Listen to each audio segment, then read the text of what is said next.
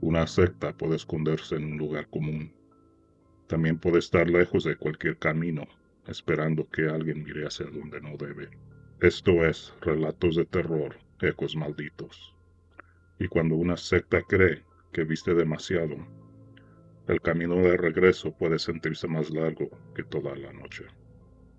La primera historia empieza en una caminata nocturna, con un celular grabando por curiosidad y un destello que no debió encenderse. Julián estaba detrás de unos matorrales, lejos del sendero principal. Había visto fuego entre los árboles y se acercó por curiosidad, pensando que tal vez eran otros caminantes. Cuando la cámara se abrió, el flash se activó solo. La luz cayó sobre un círculo de gente cubierta con túnicas negras. Estaban alrededor de una fogata con ramas clavadas en la tierra y una mesa baja puesta a un lado. El monte quedó iluminado apenas un instante, pero alcanzó para que Julián viera a todos girando hacia donde estaba escondido. Apagó el celular y se quedó quieto. Desde el claro una voz dio una orden. Varias personas se separaron del fuego. Julián sintió los pasos metiéndose entre los árboles y entendió que ya no estaba mirando algo raro desde lejos. Lo habían visto. Él estaba solo, demasiado adentro del monte, y el carro quedaba hasta la carretera secundaria, abajo del cerro. Julián bajó la cabeza y empezó a moverse entre las ramas sin prender la lámpara. Detrás de él, una luz se encendió. La vereda que antes parecía fácil se volvió estrecha en cuando Julián empezó a bajar. Cada piedra parecía moverse bajo sus tenis. Las ramas le pegaban en los brazos y la respiración le sonaba demasiado fuerte. Quiso prender su lámpara, pero las luces detrás de él ya se movían entre los árboles buscándolo. Bajó con una mano sobre el suelo y la otra agarrando su celular. La pantalla seguía prendida. La apagó contra su pierna y siguió avanzando sin mirar atrás. Desde arriba se escuchó una voz de un hombre. Daba instrucciones que Julián no logró distinguir. Pero Julián entendió algo peor. No estaban corriendo detrás de él a lo loco. Se estaban acomodando en el monte. Una luz apareció más abajo, cruzando entre los troncos. Julián se detuvo antes de pisar una rama. La persona que llevaba la lámpara caminaba cerca del sendero, revisando el suelo buscando las huellas de Julián. Julián se apartó de la vereda y se metió entre unos arbustos. Se agachó detrás de un tronco caído con el pecho pegado a las rodillas. La luz pasó a unos metros. La persona se detuvo. Julián dejó de respirar por unos segundos. El celular vibró en su mano. La pantalla rota lanzó una luz blanca entre sus dedos. Julián la tapó rápido contra el suelo, pero la persona levantó la lámpara hacia donde estaba escondido. Desde otro punto del monte, alguien chifló. La persona que estaba cerca de Julián se alejó hacia el chiflido. Julián esperó hasta que la luz se perdió entre los árboles. Se levantó despacio y buscó la bajada con los pies. Ya no podía regresar por el sendero, ellos lo estaban revisando. Tomó una pendiente más cerrada, una parte del cerro que casi nadie usaba porque el suelo se soltaba fácil. A medio camino se resbaló y se golpeó contra una raíz. El celular cayó unos metros adelante. Cuando lo recogió, la cámara seguía grabando. En la pantalla se veía pura oscuridad. Julián quiso detener la grabación cuando una luz se encendió arriba de él. Julián guardó el celular y siguió bajando. El monte empezó a cerrarse más. Había partes donde tenía que pasar de lado para no atorarse entre ramas. La playera se le rasgó en el hombro. Sintió un corte en el brazo, pero siguió sin revisar la herida. Más abajo estaba la cerca vieja, marcaba el límite del otro terreno. Si llegaba ahí, podía seguirla hasta una brecha que salía cerca de la carretera. Era más largo que regresar por la vereda, pero al menos lo sacaba del monte. Entonces escuchó pasos frente a él. Julián se quedó pegado a un árbol. Una lámpara apareció entre la maleza, abajo, justo a la dirección de la cerca. Había alguien esperándolo en la bajada. Luego otra luz se vio moviendo a la izquierda. Lo estaban acorralando. Julián se apartó hacia el lado más oscuro del cerro y bajó por donde el suelo se hundía entre las piedras. Ya no podía caminar bien. Se dejaba caer, se detenía con las manos y volvía a moverse antes de que las luces lo alcanzaran. Una voz salió de abajo, clara por primera vez. Al que trajo luz, deja algo. Julián siguió sin contestar. Eso hizo que Julián bajara más rápido. Aunque el cansancio le ganaba en momentos, sentía ramas atoradas en la ropa y el corazón latiendo tan fuerte que pensó que podían escucharlo. A unos metros vio la cerca. Buscó una abertura. La llama estaba vencida en una parte, pero el alambre oxidado quedaba doblado hacia afuera. Se metió como pudo. Aguantó el dolor cuando la punta le abrió el brazo. Del otro lado había una zanja cubierta de maleza. Cayó adentro y se quedó hundido entre ramas. Las luces llegaron a la cerca. Una persona movió el alambre. Otra caminó por la orilla, alumbrando la zanja. La luz pasó sobre las hojas que cubrían a Julián. La persona de antes gritó desde arriba. Todavía está cerca. Julián sintió gotas de sangre bajándole por el brazo. Una le cayó en la pantalla del celular. La luz de la lámpara volvió a pasar sobre la zanja y se detuvo un segundo. Luego alguien llamó desde adelante. Las figuras se movieron hacia la brecha. Julián esperó unos segundos más y empezó a arrastrarse por la zanja. Se levantó cuando las luces quedaron más lejos y siguió el cauce hacia la carretera.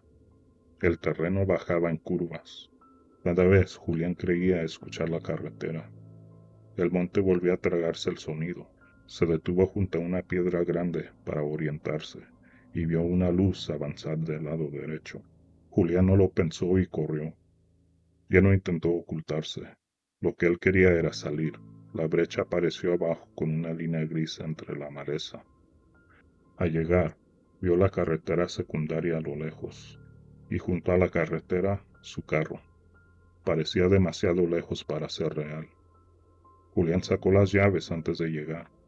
Las apretó tan fuerte que el metal se le marcó en la palma. Corrió por la brecha con el aire atorado en el pecho, escuchando pasos detrás de él.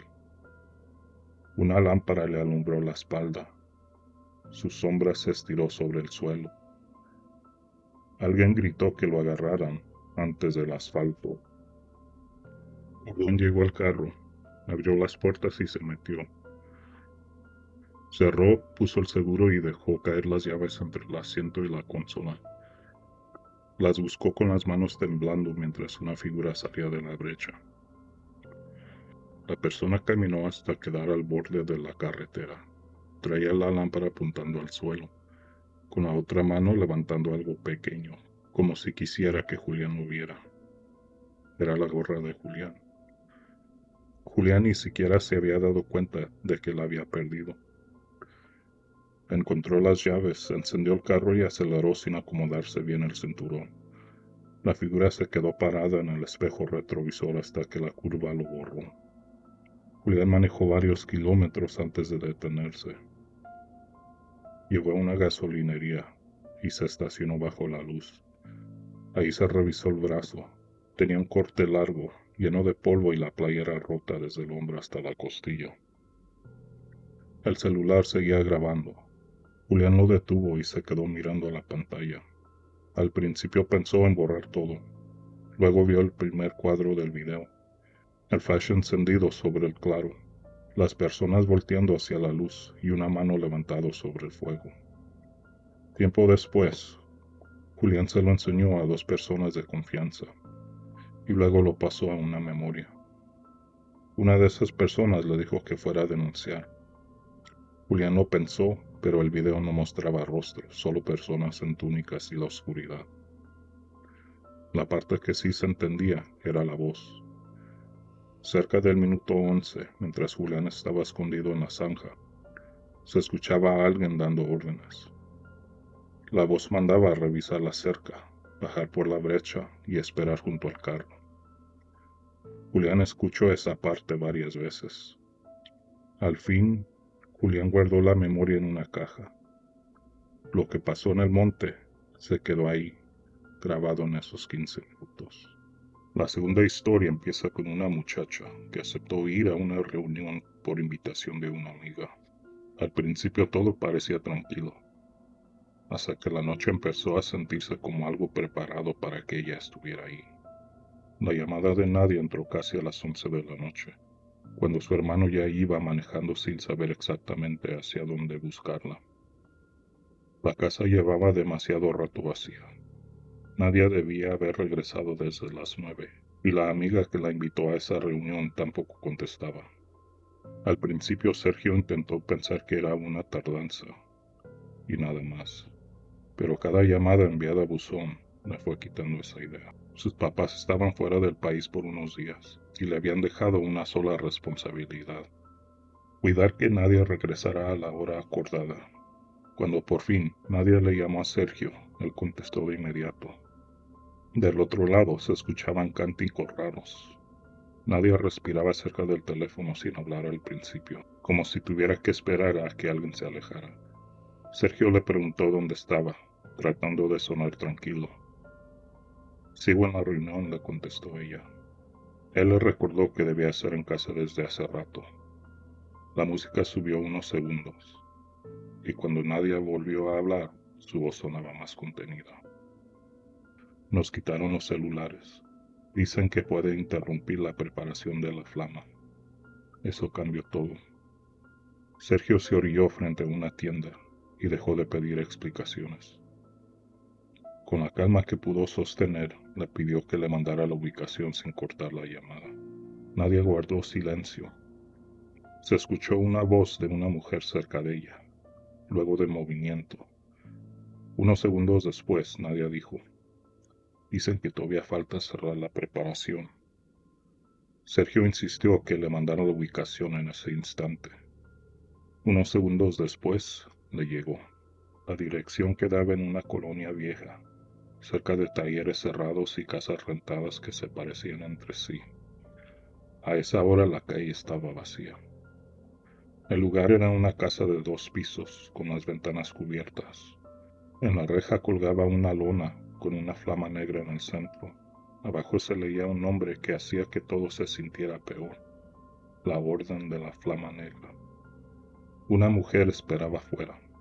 Se acercó a la reja antes de que Sergio pudiera tocar, como si ya supiera quién venía. Le dijo que nadie estaba bien, que la preparación casi terminaba y que el retiro del día siguiente era importante para ella. Sergio pidió verla. La mujer no se movió de la reja. Cada vez que Sergio pedía ver a Nadia, ella respondía con otra explicación de la orden. Todo daba vueltas alrededor de lo mismo. Nadia estaba adentro y ellos decían cuando salía. Sergio sacó su celular y dejó la pantalla lista para marcar. Le explicó que Nadia era menor de edad y si no salía con él, llamaría a la policía. La mujer se quedó callada. Después de unos segundos, ofreció pasar para hablar con los guías, pero Sergio se quedó junto al carro. Lo que él quería era que saliera Nadia. La mujer abrió las rejas lo suficiente para entrar de lado y la cerró rápido detrás de ella. De la casa salió un olor pesado como de hierbas quemadas. Mientras esperaba afuera, los cánticos subieron. Una voz de hombre pidió que nadie rompiera el cierre de la flama. Cuando la mujer regresó, nadie venía detrás. Antes de abrir la reja, la mujer se acercó a ella y le dijo algo a Nadia sin mirar a Sergio. Mañana pasan por ti temprano. Tu lugar ya quedó marcado por la orden. Sergio abrió la puerta del carro. No quiso darle a la mujer más tiempo para seguir hablándole. Nadia cruzó la reja y caminó directo al carro. Con voz de amenaza, la mujer le dijo a Sergio: cuando la familia se mete en el llamado, la flama también la alcanza. Sergio arrancó antes de que la mujer volviera a decir algo. Durante varias cuadras, Nadia venía nerviosa. Cada carro que se acercaba por atrás le hacía mirar al espejo. Su hermano quería preguntarle todo de una vez, pero por la forma en que respiraba, le dejó claro que necesitaba tiempo para hablar. Cuando llegaron a una avenida con más luz, le preguntó si le habían hecho algo, pero Nadia se quedó callada y se miró la muñeca. Traía una pulsera negra amarrada con hilo grueso. En el centro colgaba una pieza pequeña de metal con la misma flama de la lona. Le pidió que al siguiente día les dijera a sus papás que él no la había dejado ir al retiro. Sergio le aseguró que hablaría con ellos. Entonces Nadia contó lo que había pasado. La reunión empezó con los jóvenes sentados en círculo, repitiendo una especie de oración que hablaba de quemar lo viejo y obedecer a los guías. Después separaron a los nuevos para que vieran la preparación de quienes ya habían pasado por el primer cierre. A Nadia la sentaron contra una pared con otros muchachos. En el centro del cuarto había personas arrodilladas alrededor de una mesa. Una mujer iba pasando vasos pequeños. Los que tomaban empezaban a quejarse de dolor poco después, mientras otros les acercaban cubetas y les repetían que la flama estaba sacando lo que traían cargado. Los cánticos subían cada vez que alguien lloraba más fuerte. A Nadia le dijeron que ella iba a vivirlo en el retiro. El sábado la llevarían a una casa fuera de la ciudad. Cuando intentó pedir su teléfono para avisar que iba tarde, una muchacha se sentó junto a ella y le dijo que no podía hacerlo. Yara estaba ahí, aunque ya no se comportaba como la amiga que la había invitado. Nadia logró acercarse cuando todos empezaron a repetir los cánticos con más fuerza. Yara la tomó del brazo con los ojos cansados y le dijo: «Después de la primera vez, ya te dejan ayudar». Al llegar a la casa, Nadia fue al baño para quitarse la pulsera. El hilo no cedió, así que tuvo que cortarlo con tijeras. Cuando regresó a la cocina, la marca seguía hundida alrededor de su muñeca. Esa noche, Sergio quedó en la sala para vigilar la entrada. A las 6:30 de la mañana tocaron el timbre. Nadia salió al pasillo y se quedó detrás de la pared. Desde la ventana se veía a la misma mujer de la noche anterior, ahora acompañada con un hombre. Frente a la casa esperaba una camioneta gris sin placas. Sergio salió y cerró la puerta detrás de él. Les dejó claro que nadie no iría al retiro. El hombre abrió una carpeta como si estuviera revisando una entrega pendiente. Respondió que nadie ya estaba anotada y que su lugar había sido marcado. Sergio pidió que la quitaran. La mujer, en lugar de mirarlo a él, buscó a la ventana de la sala. Sabía que nadie estaba cerca. Entonces levantó un poco la voz. «Dile que Yara sí tuvo valor». Esa fue la última vez que Sergio intentó razonar con ello. Sacó el celular y empezó a grabar. Eso fue suficiente para cambiarles la intención. El hombre cerró la carpeta, dijo que venían en paz, pero Sergio los corrió. La mujer sostuvo la mirada unos segundos, después caminó hacia la camioneta y se fueron despacio. Cuando Sergio entró, Nadia estaba sentada en el piso del pasillo, con la pulsera cortada entre los dedos. Ese mismo día llamaron a sus papás. También buscaron a la mamá de Yara. Al principio la señora Orff defendió la orden. Dijo que su hija estaba mejor desde que iba con ellos, que la habían alejado de las malas amistades y que Sergio estaba confundiendo disciplina con peligro. Días después, al regresar a la escuela, Nadia notó que Yara faltó a clases los primeros días de la semana. Cuando volvió, Nadia la vio en la salida de la prepa. Dos muchachas de la orden la esperaban junto a la banqueta. Nadia intentó acercarse, pero una de ellas se acomodó junto a Yara, cerrándole el paso. Semanas después, Sergio pasó por la calle de la orden. La luna ya no estaba. La casa tenía las ventanas abiertas y parecía vacía. Un vecino contó que una madrugada sacaron sillas, cajas y bolsas negras. También vio subir a varios jóvenes a una camioneta gris. Nadie supo para dónde se fueron. La tercera historia empieza con algo que parecía una carta, pero venía de un lugar al que nadie debía acercarse. Lara pensó que el cliente solo había leído su gafete. En el local pasaba mucha gente, y a veces los clientes confundían la amabilidad del trabajo. Por eso, la primera vez que aquel hombre repitió su nombre completo frente al mostrador, Clara quiso tratarlo como una incomodidad más del turno. A Clara siempre le molestó esa regla, porque su apellido era fácil de rastrear. Había intentado cubrirlo varias veces con el mandil, pero en la tienda le pedían dejarlo a la vista. Esa noche el hombre no compró mucho y se quedó más de lo necesario. Le hizo preguntas personales sin sonar interesado en la respuesta. Clara contestó lo mínimo, cuidando el tono para cerrar la conversación sin hacerlo enojar. Antes de irse, volvió a repetir su nombre completo. El hombre regresó una semana después. Esperó a que el mostrador quedara libre. Sacó el celular y levantó la cámara hacia ella. Clara se movió hacia atrás y le pidió que guardara el teléfono.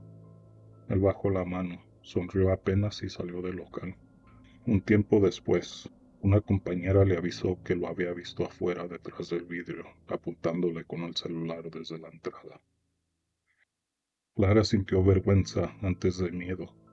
Le dio coraje pensar que otros podían llamarlo una tontería de cliente, algo raro que no valía la pena escalar. Esa duda se le acabó cuando el mismo hombre regresó con un sobre. Esta vez no pidió comida. Esperó a que el mostrador quedara libre y puso el sobre frente a Clara. Ella le dijo que no podía recibir cosas de los clientes.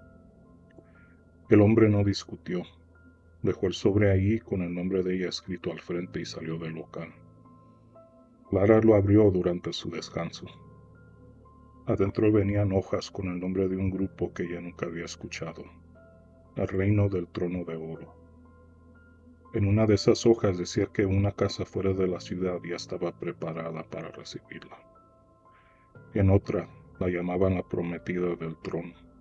El hombre escribió que el reino ya tenía una mujer elegida para ocupar su lugar junto al líder. En las hojas también venía su nombre completo, su colonia y una referencia de calle donde vivía. En ese momento, Clara sintió que el local se le cerraba alrededor. El último párrafo hablaba de un retrato.